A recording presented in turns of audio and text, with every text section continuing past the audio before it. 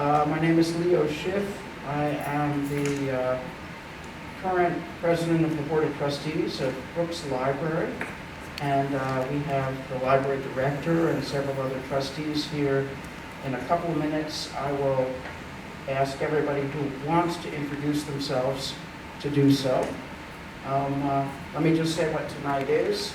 The library has embarked on a planning or strategic planning process this year. We had a 5-year strategic plan that perhaps expired last year during the pandemic, and members of the library board and library staff have been working on engaging the community to come up with new strategic goals that will guide us for the next year and possibly several years forward.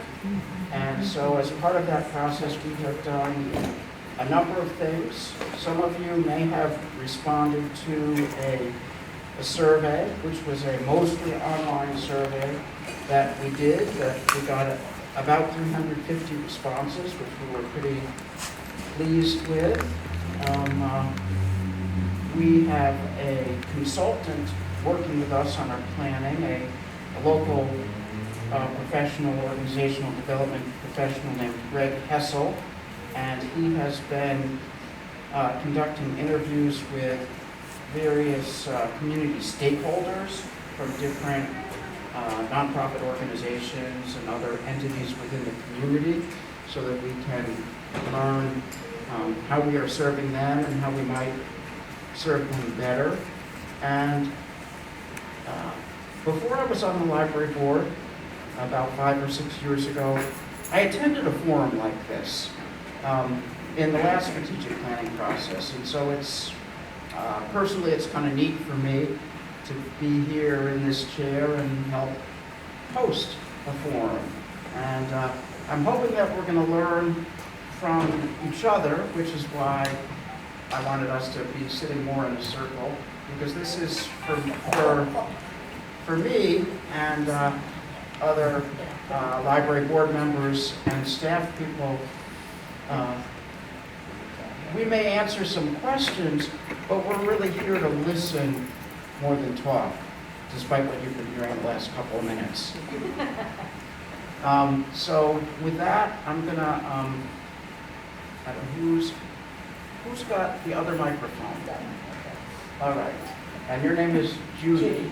So I'm gonna ask folks as we go around to introduce themselves by name. If they'd like to, if you want to pass or not introduce yourself, that's totally fine. And you could say, you know, if you're a community member or what special interest you have in the library if you want. If you're a board member or a library staff person, you might say that too. And we're going to just get to know who's in the room a little bit by that first. Okay, is this on? Good. So my name's Judy Sopenski, and I've lived in Vermont for about 40 years, but I've been gone for the past 8, and I just returned. But in my past life, I was a working person because I'm retired now. I did a lot of community development work in Massachusetts, and I'm very opinionated about life. I can't top that. Well, like Judy, I was born somewhere else, and I've been here for about 40 years, and so maybe I'm starting to put groups. My name is Russ Grebeck, and I love this library. It's an asset to the community and the greater surrounding. We go right along. I'm Jean Walsh, and I'm on the staff here at Brooks Information Services, and I like meetings like this. Thanks for coming. I'm Ellen Martin, and as most of you have seen me, I work behind the desk in the circulation department here the last few years, and I'm one who used to see that Brattleboro Free Library outside the old building back when I was a kid, so I've been around for a long time. Hi, I'm Martha Sigrid. I've been in Vermont for about 6 years, and I'm a huge fan of public libraries in general, and this library in particular. Hi, I'm Richard Evers. I live here in Brattleboro, and I use the library a lot. Hi, I'm Katie Wilson. I live in Brattleboro, and I also use the library a lot. Hi, I'm Martha Widry, and I live in Brattleboro since about 2015. I really enjoy this library. It's not just a place where books are, but they are important. And happy to hear this meeting going on. My name is Kit Berry. I came to Brattleboro in 1965 to Marlborough College, and downtown in Canal Street I curate the ephemera archive for American Studies, which is open for free use by anybody for research. My name is Sunil Moody, and I live in Brattleboro, and I use the physical library, and I also appreciate using it online with Libby as well. My name is Ken Vey. I moved to Brattleboro in November, and I'm a huge fan of libraries, and I really like this one a lot. Hi, I'm Karen Tyler. I've lived in Vermont for 50 years and in Brattleboro for almost 7, and I'm on the Board of Trustees.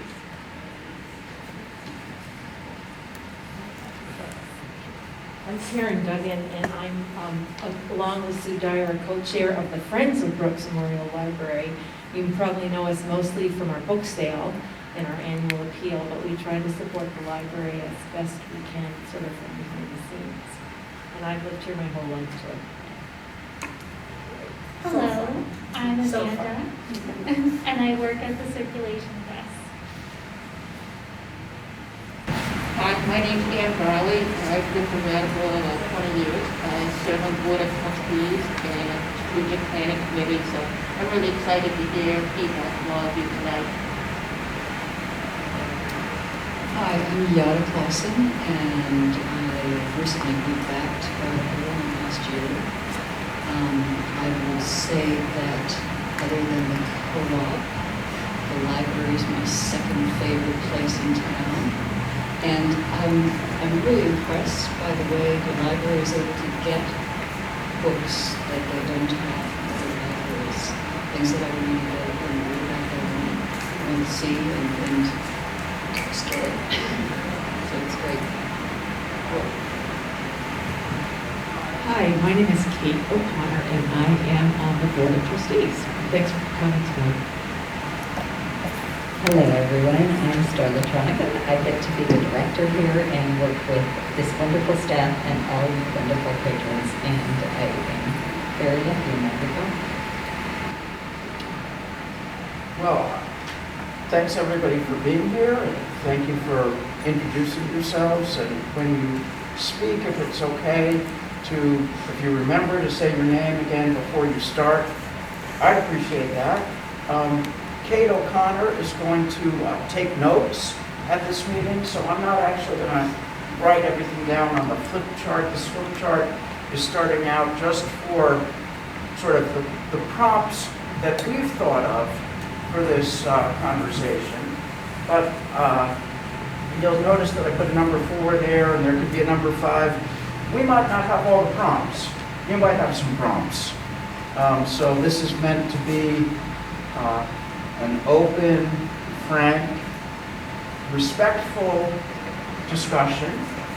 And we don't really just want people to tell us how great the library is. It's okay to, tell us the specific things that you value that we're doing the most so that we can keep doing them and do more of them.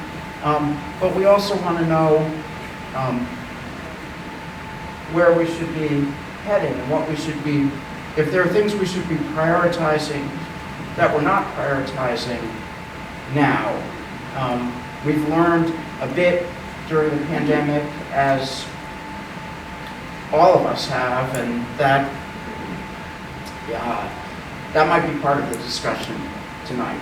So anyway, I just want to open it up, and I'll say I don't see especially well, and I actually don't hear especially well, and if you have your hand up, I might point in your direction, and if I'm missing something, then I'll ask Star to help me out.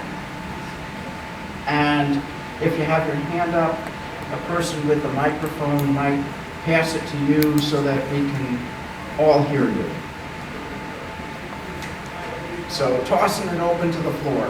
And we have a microphone for this side of the room and one right there. Star, maybe you should call on people. You're going to see me.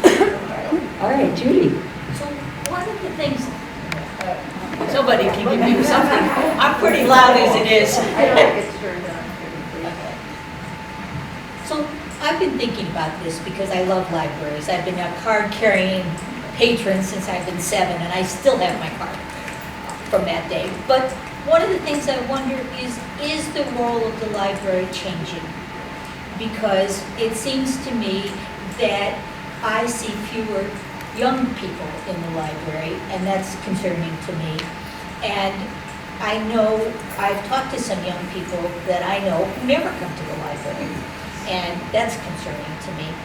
And then there are things that I'm missing from the library or from the community, either or, that I'd be interested in seeing happen here. So we're not going to respond to everything that you say because we really want this to be more of a discussion, and we might have pieces of an answer to your question. But I don't need an answer. Right. We definitely don't have a whole answer.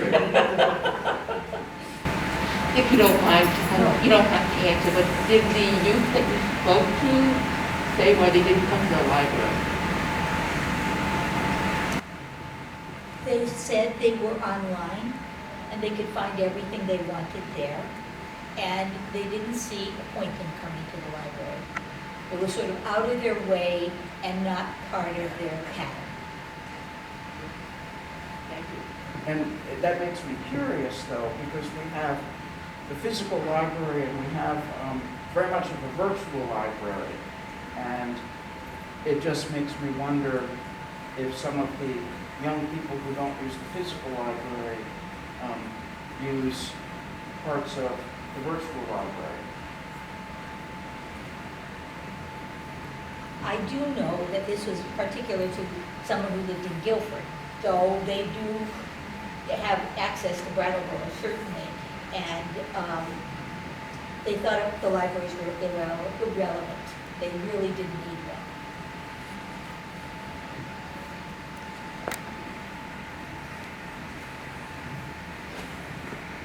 Great. Well, I have a few comments about 1 and 2, if that's okay. I'm a very loyal patron of the library. I come here with my young daughter. We always see lots of families in the children's room. I really appreciate the collection there. It's ever changing. There's a lot going on. So you come in and it's snow, it's school, it's coming once a week, you still see things that are new all the time, which I think is really engaging.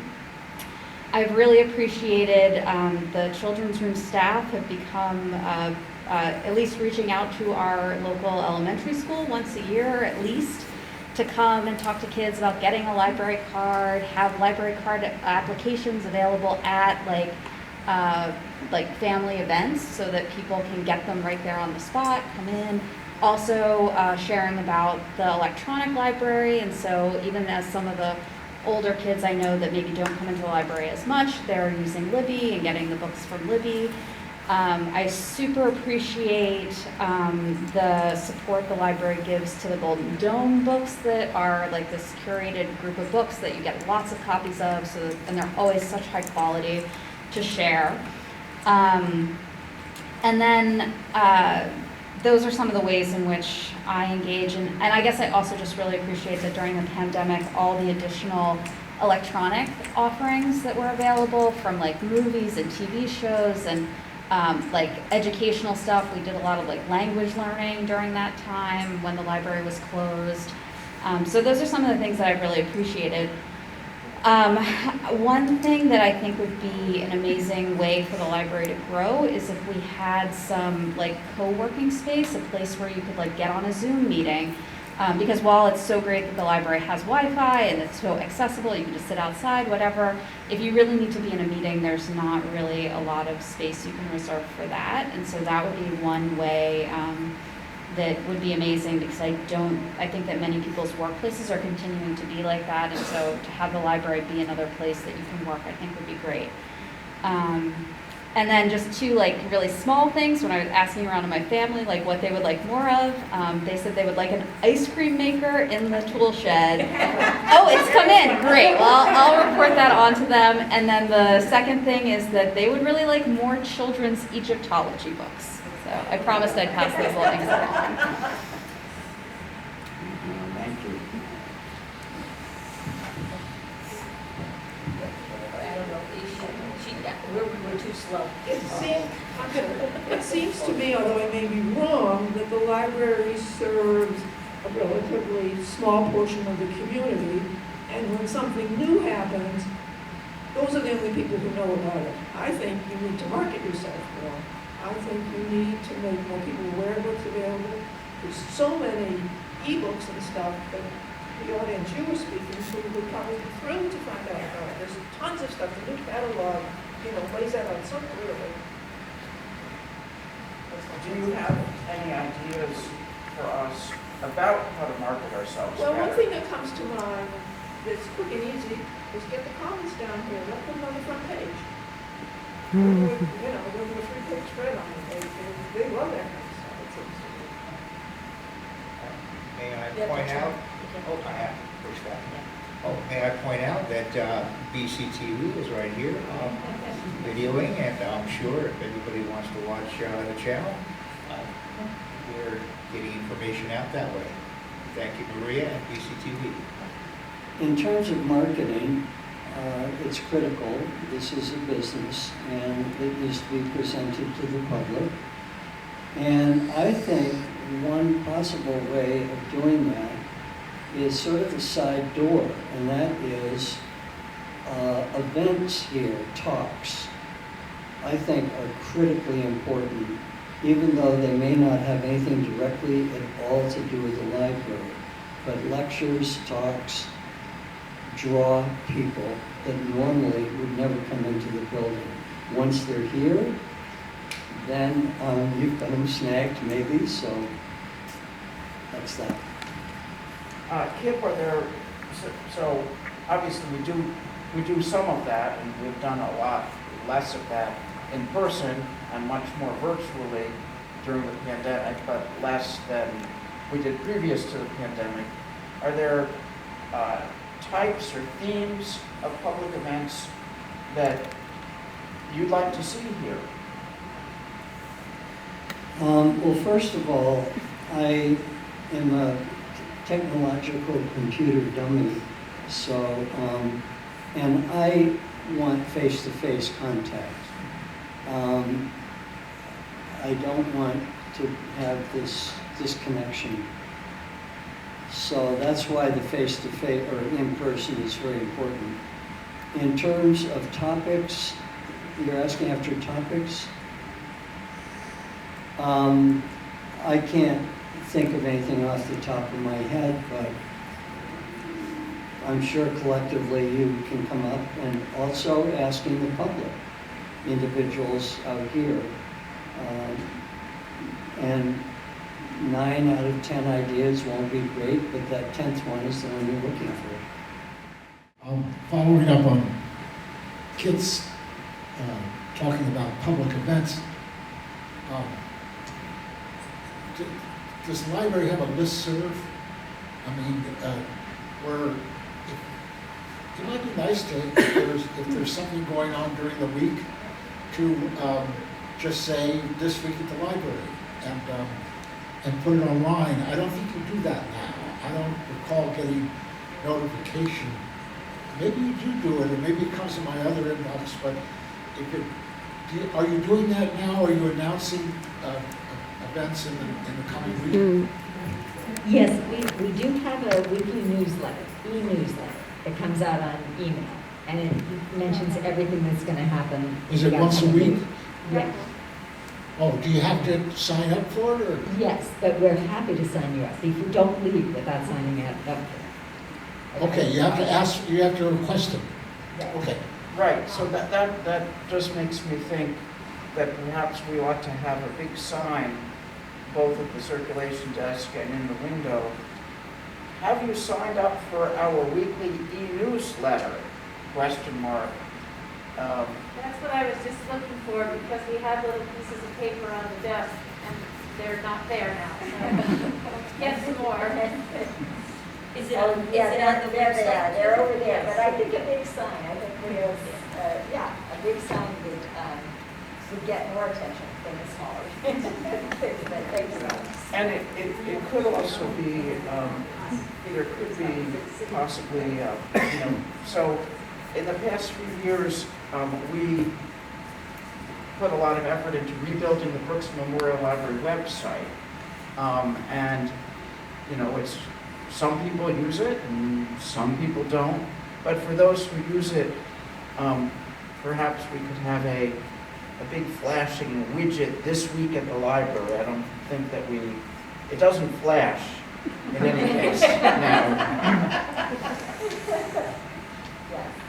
And the other thing that somebody just suggested a couple days ago is that as people sign up for library cards, to have a box on the application, that we have a box where they can check to join the Friends of the Library, but we could have them check a box that says, sign me up for your newsletter, and that way we get them as they come in the door. So all good suggestions, but I like big signs. I do have one pet peeve to actually bring up, which is that since you've moved to having so much online and so much virtual stuff, my library card is always expiring and then making it, unable to check out books online, even though often I'll have been in person several times in the weeks up before it expires, and no one ever brings that up or anything like that. So it would be great if it was never a surprise that my library card was expiring and I couldn't use it. That's an excellent point, because there's no expiration on the library card. It's on your account. But that is a really good reminder, and we can remind the desk staff, because it does, when you're checking out here physically, it'll say patron's card will expire soon. And so that's great to remind people to take note of that and let people know. Because you're right, it's a pain in the neck when to have to call in and have it renewed. And you have made improvements on this over the pandemic, in that previously you couldn't renew your library card over the phone, and now you can do that. So at least, there is that little hurdle that if you can't quite get into the library when it expires, you just have to wait at most a day before you can get it up again. It might also be helpful to educate each other about how long a library card lasts until it needs renewal, because even though I'm on the board of the library, I have no idea. Once a year. It's a year. And we do that, we have that so that we can just verify that no one has moved or changed their email. Sometimes people change their email address and then they don't get our wonderful weekly newsletter, or they don't get their overdue notices. So we just like to verify that once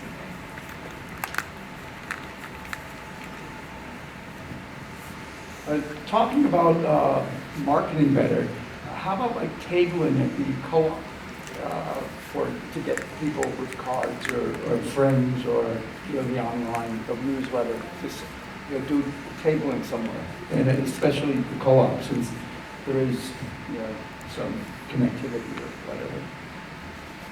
I want to actually respond to that and just note that one of the things that I have noticed is that STAR and other library staff, they regularly table a gallery walk. which I think is great. When you mentioned the co-op, one of the things that I think about, which I would love to hear from other people, is underserved populations in the community. And in a way, I think that the co-op goers might not be one of the underserved populations. I mean, we want everybody to use the library, we want more people to use it in person and virtually. But I wonder if people have thoughts about groups of people in the community who we're not reaching. You know, once upon a time, there was a library branch in the West Brattleboro. And when my daughter was at the daycare center there, we regularly would go over there. Callista Christensen was the librarian. She was a wonderful human being. And she would always have books for us, even though she really didn't know we were coming in. but she did. But I wonder, because that seems so far from downtown, and if those kind of things, even like a little bookmobile kind of thing, you know, in I live in Mountain Homes trailer park. So in that area, you could do that. It would be fun. That's an idea. That's an underserved population. Is there a community center in Mountain Home or anything No. like that? No There's central an building? office, Uh-huh. but I don't think there's a community center. But there's common areas, Uh-huh. and I mean, if you had like some kind of little vehicle, you could show up. And there is an office staff. Okay. Would there be room in the office to bring stuff in for people? I could ask. It's not very big, but yeah, it could be. Expanding on your idea, Star, it might make sense, this may be where we're thinking, but to have essentially weekly book deliveries to various locations throughout town,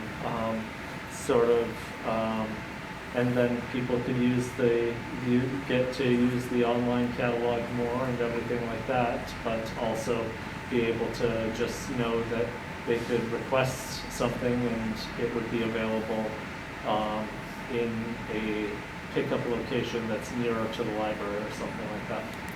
Nearer to them than the library. That's a great idea, to have people request specific things, so that we're bringing what they're really looking for. And it dovetails with one of the things that we did during the pandemic, which is we had staff, volunteers, deliver books to people who couldn't come out. I think that we've stopped. No, We're still doing that stuff? We're still doing it. Yeah. And how does that, do you think that goes well, Ellen? But we have probably, about a dozen people who can't get here, so they request books. They can put them on hold like anybody can do, and then when their names come up, we put them in a bag, and once a week, John upstairs does deliveries on Wednesdays. And I've got a few informal people who will call me and say, I need a good book, and you pick something out, I'll drop it off on my way home, that sort of thing. But I'm sure there's ways to expand that. And that could be something that we advertise more until it surpasses our capacity to do it. And we have wonderful people in this community that would love to do volunteer work for the library, so that could even be a volunteer task if somebody were willing to do such a thing.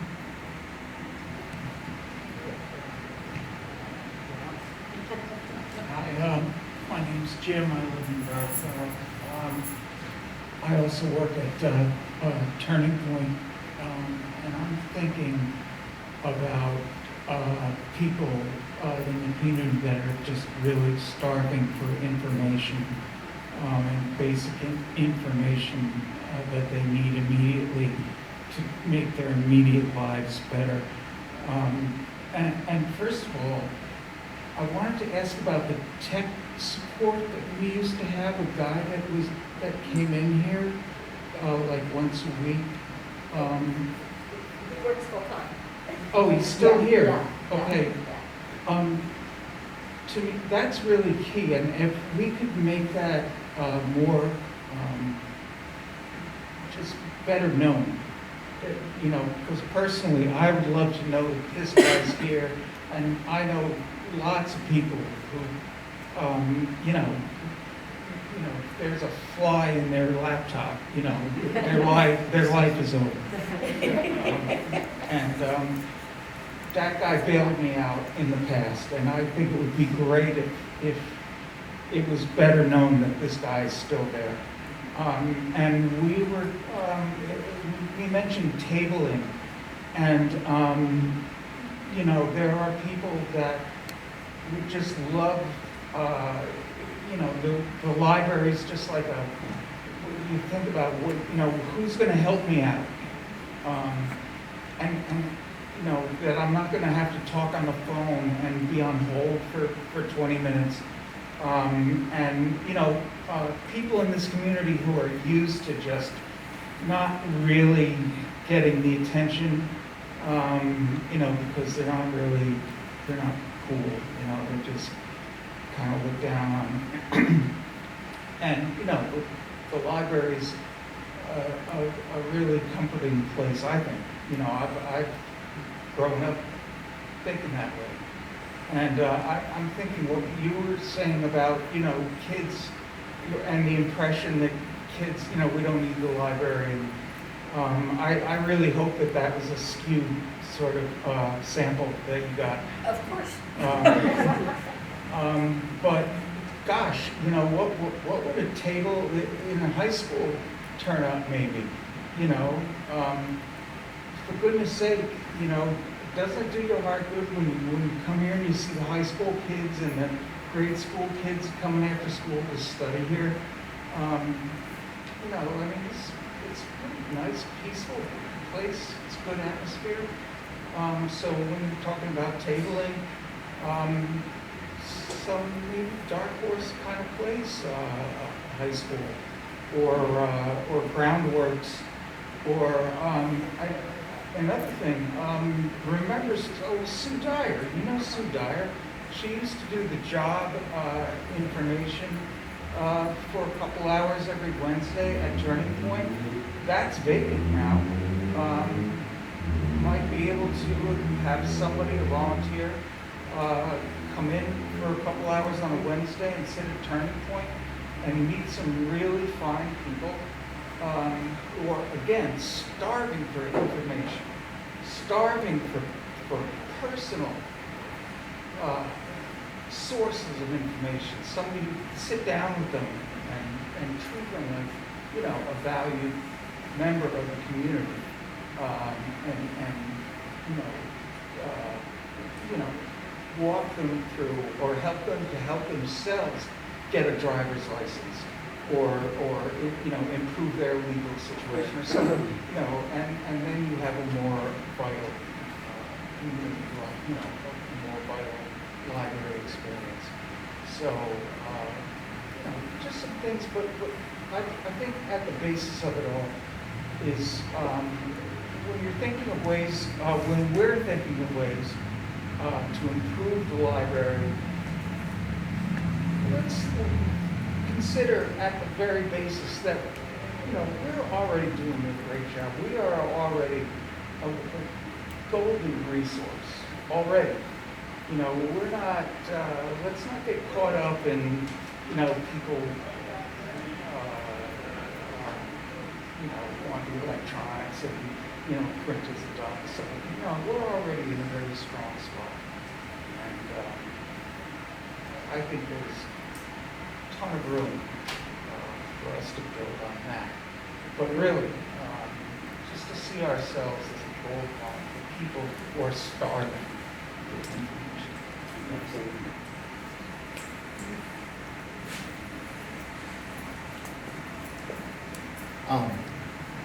I'm Richard again. I noticed here on this newsletter info sheet that it says a community survey to plan for future services. Is that coming up? So that, Richard, thanks for asking that. That survey was open, kind of roughly March through May as part of our strategic planning process. That's so done. Yeah, we had to close that.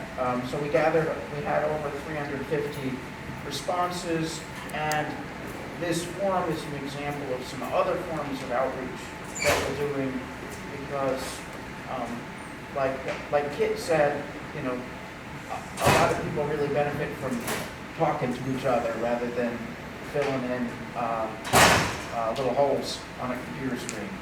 The reason I asked was because I was wondering if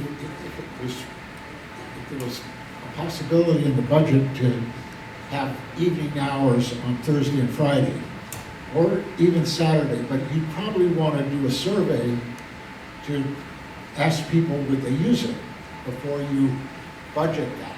And I was just wondering if there was any, if anybody, if you thought about that and decided no, or and you've already been there and done that, or whether that's still a possibility.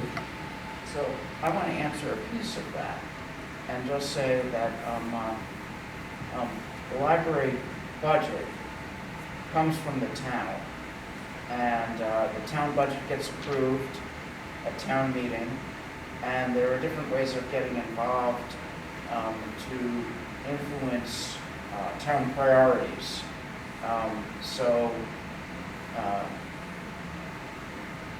Expanding our staffing capacity is very dependent on our budget, which is allocated by the town. Maybe Star wants to say a little more about that. So, you know, Richard, in my world, the library would always be open. But when we had the survey results, interestingly enough, we got more requests to open early at 9 than to stay open late. But but it's something that we're always looking at. This is a forum. It's a chance to sort of take a snapshot, really look at the big picture, but at the library, and the library board and staff are always looking at, okay, what can we do? How can we serve people better? And things like that. So we are always looking at things like that. I don't know how much you use Front Porch Forum, but I think that's a venue that should be maximized.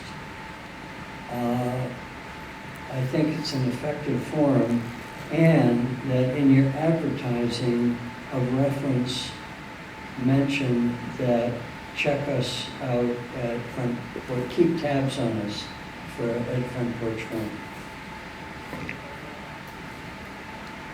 Well, I was just thinking about something that for those of us who come to the library all the time, we know about and has been a fairly recent change, but I'm not sure it's known widely about how the fee structure for overdue books and materials and things like that is very different than it once was. And it seems that, like, since it happened, like, there hasn't been a lot of call to be like, oh, guess what, everyone? It's still in this great opportunity where you don't have to be as worried if you can get back to the library on a certain day, because the fining system is very different than it once was. And that may make a difference for some people coming into the library. Thank you. Thank you for reminding me of that. And yeah, you're right. That happened a while ago, and then it was great and stuff, but now we take it for granted, so we don't promote it. But you're absolutely right. Most people don't know that if they haven't come into the library. Thanks for reminding me. It's going to come.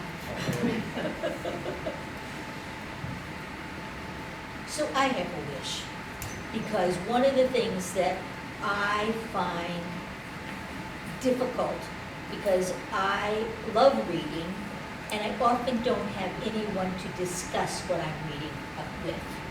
And I wonder if there isn't a way, you know, for me to find other people who have read reading, say, James Hillman, or another author, or some deep dive I'm doing into a subject, so that we can have conversations.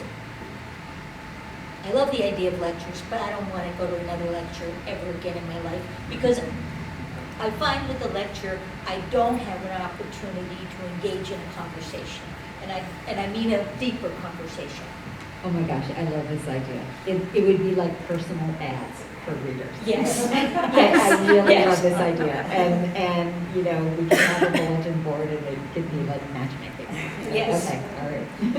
Yeah, and it doesn't have to be a large group. Now, my second wish is, I have a fantasy. So I love that you let the New York Times go out immediately, but I don't love the idea that if somebody takes this week's edition, I can't do the puzzle this week.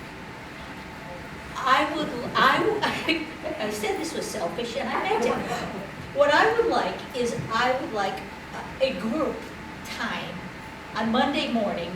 I would like it on Sunday best with some coffee, but I'll settle for Monday, where a group of people can get a copy of the New York Times puzzle and just kind of sit around and schmutz about it, you know, or read the paper together, or, you know, because those days of that kind of coffee shop doesn't exist anymore. And I think, this is just my own personal sort of reflection, is that there are less places to have conversation than there were. And books are fairly neutral. You can disagree civilly with someone when you read a book, but basically you have something to look at and to read and to react to.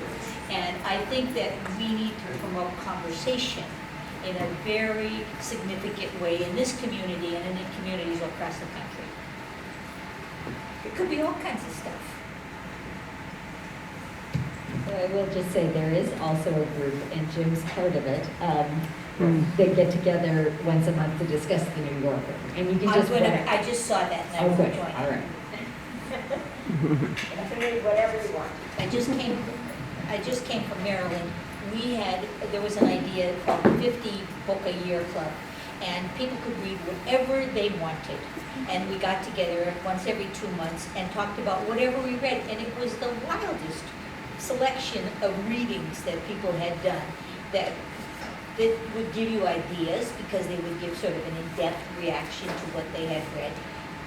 But it wasn't topic related and it wasn't book specific. So what I hear you saying is kind of, we could open a time, I'm just making this up, 11 o'clock Tuesday morning, and say, open book discussion group, what did you read lately? And in theory, we could also open something like that up on Zoom for people who aren't coming in person for whatever reason, if there were takers.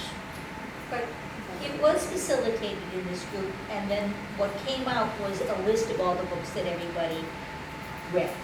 So that you then had this, you didn't have to take notes during the meeting, you could just look at it. And of course, it had the little picture of the book and whether the library had it. I just saw an old friend I was hoping to run into that I hadn't seen in 2 years, and that's what the library is perfect for. We have a good place here. This is a good size, like a county library, not just a little bitty town library. So I missed the beginning what you were saying. Now, there was a book discussion group about a science fiction book that started 2 days ago. Is that going to continue? Yes. So the people that it's about a specific book, is it going to be a different book each time? Yes, yeah. We're going to read the next book in the series. Okay. All right, so check in. Okay.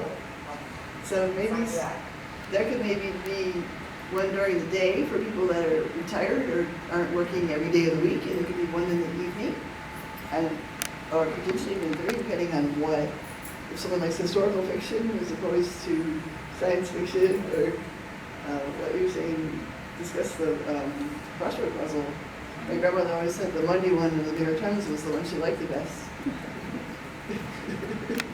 I have a question. The book discussion group, and the people in the group that keep coming could pick the next book. Yes, yeah. And one other thing, we have a lot of people have smartphones now, so we have a lot of resources online.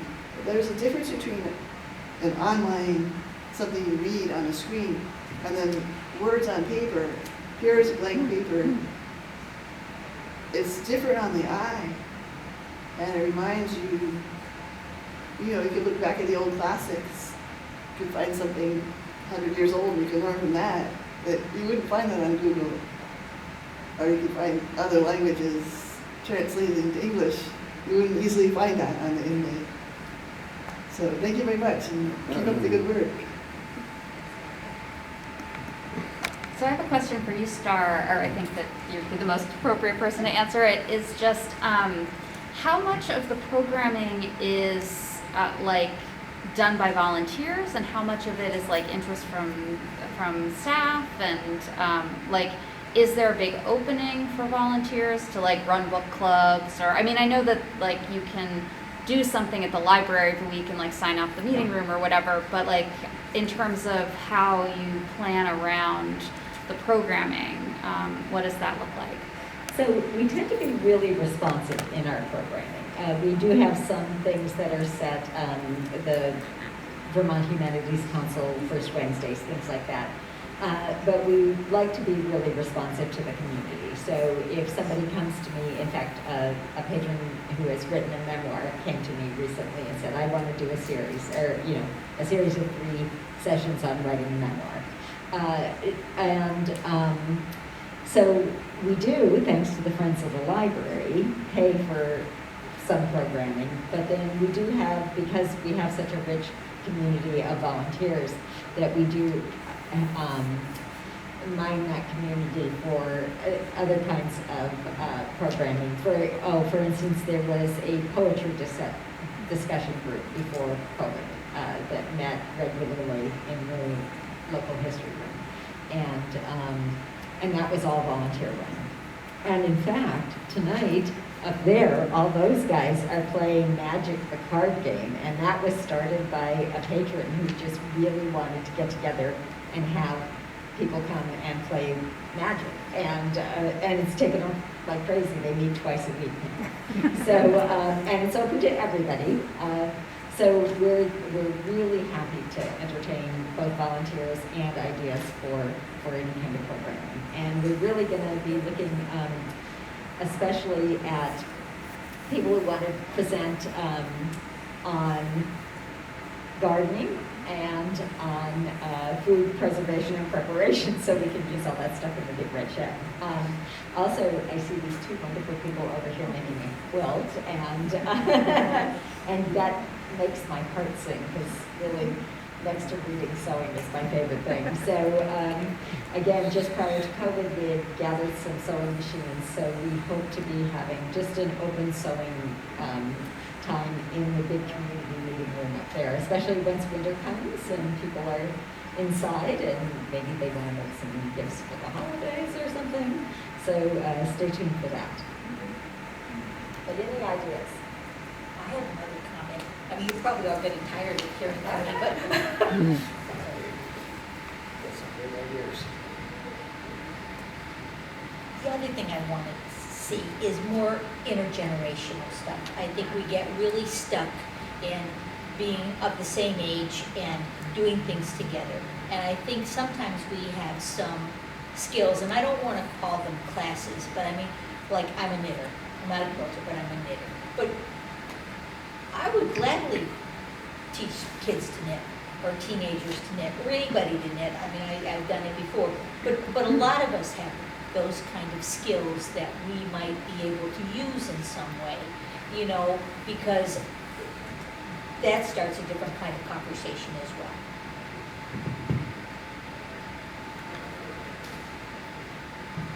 As long as I have the microphone, I am curious.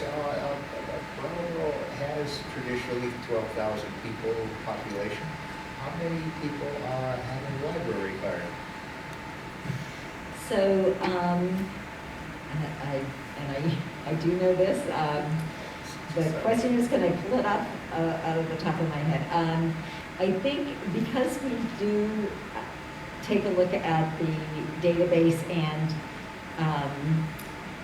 sort of clean it up every once in a while, if a person hasn't used their card in 4 years or something, we'll get rid of that record. And I'm thinking that about 4,000 library cards. But I'll check for sure. I'll check for sure. Well, that sounds like, we take my shoes off, 8,000 people, well, maybe the babies and the very retired people don't care. Okay, but Russ, I'm gonna look it up for sure, and I'm gonna let you know.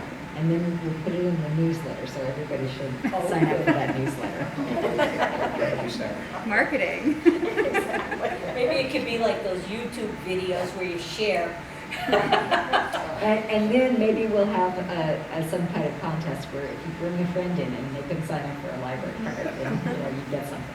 Hey, you can partner with a local business like Body Art, get a piercing and get a library card. We've talked about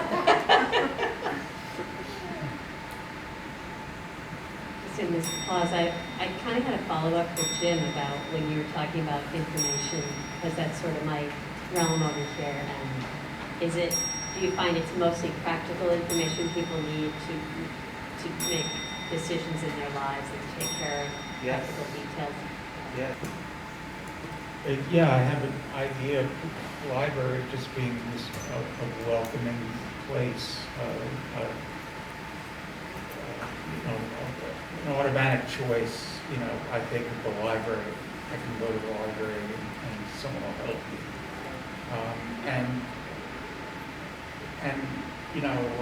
To have someone come in to a place like Turning Point, for that time, substitute, the way the job bank, this is what we can do, and even if we can't do it, we can steer you towards a place you can call, that kind of thing, to make it more familiar, more welcoming, not just a solve-all, but a friendly, humanizing place, because I think people just get so beaten down by calling numbers and being put on hold and being given wrong information, and we're just not used to, looking someone in the eye and seeing a smile and saying, yeah, sure, let's see what we can do. And we're so ripe for that already. It just seems to be a natural. And the piece that I'm really picking up on in this evening's discussion is getting out of the library sometimes and going to where folks are.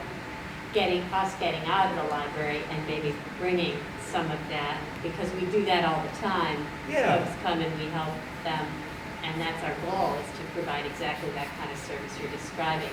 But I think that question Leah was asking earlier, how do we reach folks who might not already, that we're already not serving yet, who might not know what's available to them. Right. And might even feel like, yeah, at the library, why would I go there? Like, that Right. might be a weird place for me. And not even doing radically different stuff or going to radically different places, but just, tweaking that, hey, I never thought that the library could be such a welcoming, friendly, easy place that someone would help me out on something as simple as, like me, a struggling person, could get treated like that. Finding your way to the DMV. Yeah, and I think, if the library were just a presence here and there, you wouldn't normally see it. And we were right to bring that up about the co-op. Sure, we're at the co-op or places like that, but how often do we show up at Groundworks or the Turning Point? And that would really, I think, jog some people. You know, people like me who are in sort of supervisory positions there, and who would, even when they're not there, say, well, you know, the library now, that kind of thing. And I just want to point out that in our reaching out to organizations in the community, as part of this planning process, that we did reach out to Groundworks and Turning Point, and we're thinking like you, only we want to do better.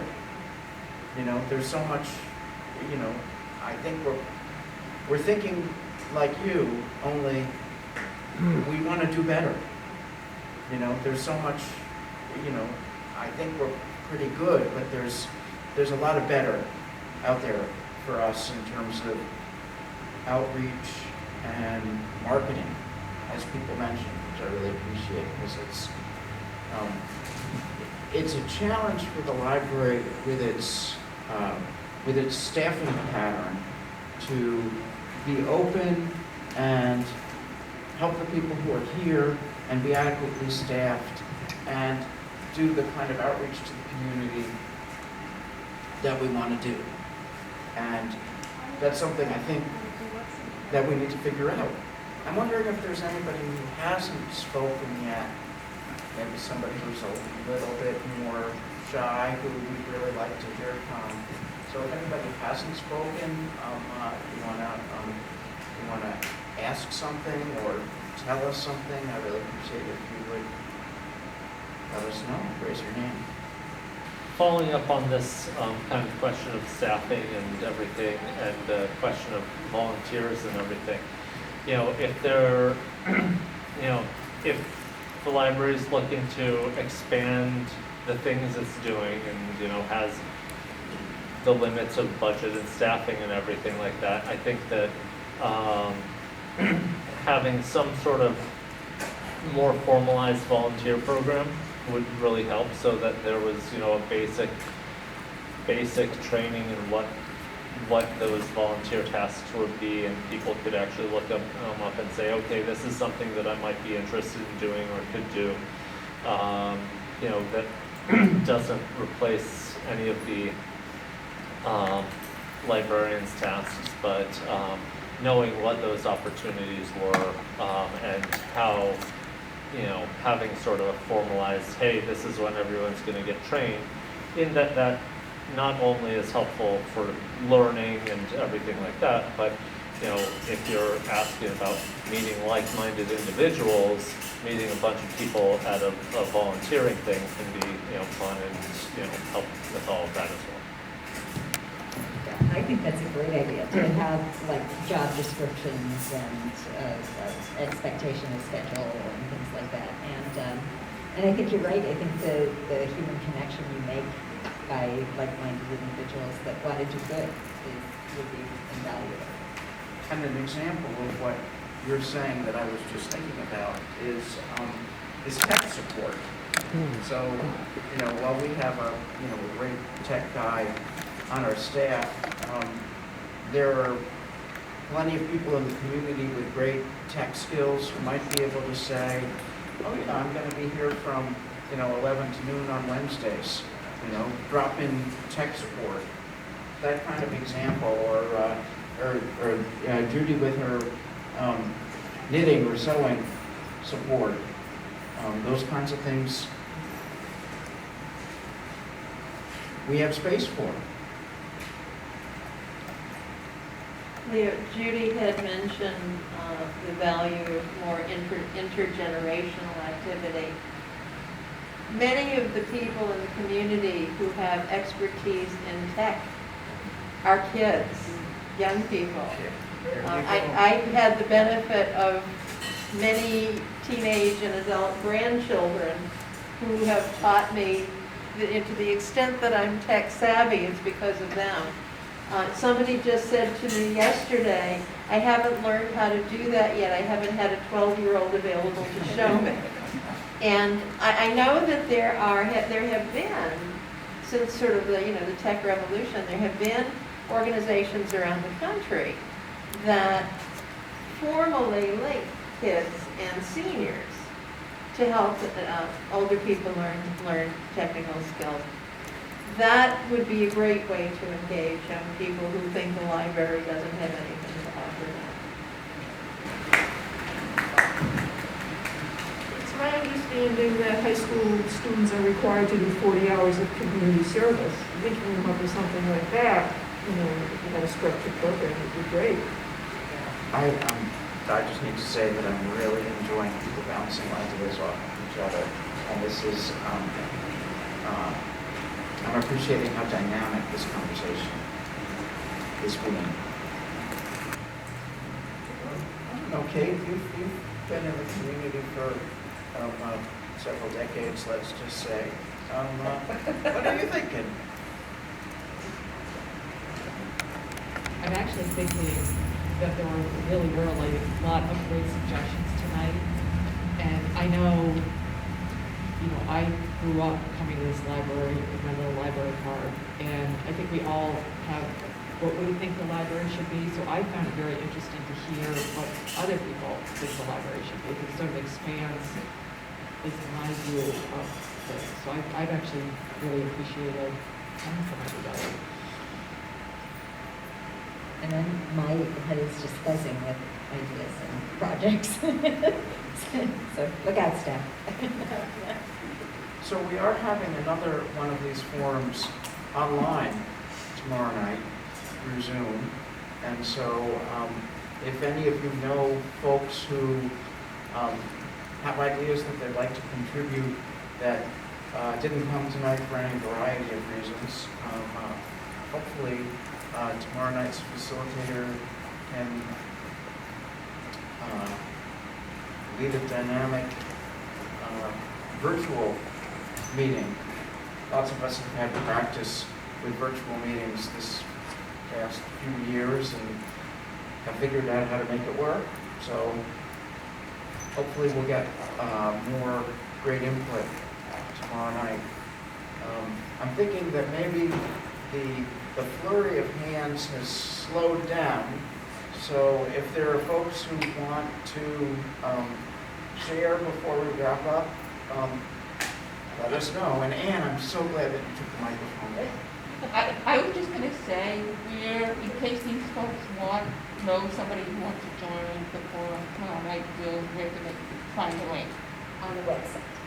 On the website or... So, please feel free to, reach out to friends and say, hey, go to the Brooks Memorial website and you'll find the Electronic Forum at 7 o'clock.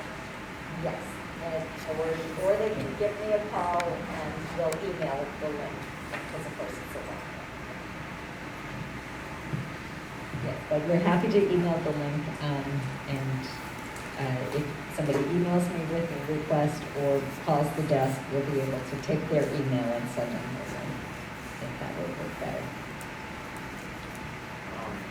I want to give everybody a hand for their participation.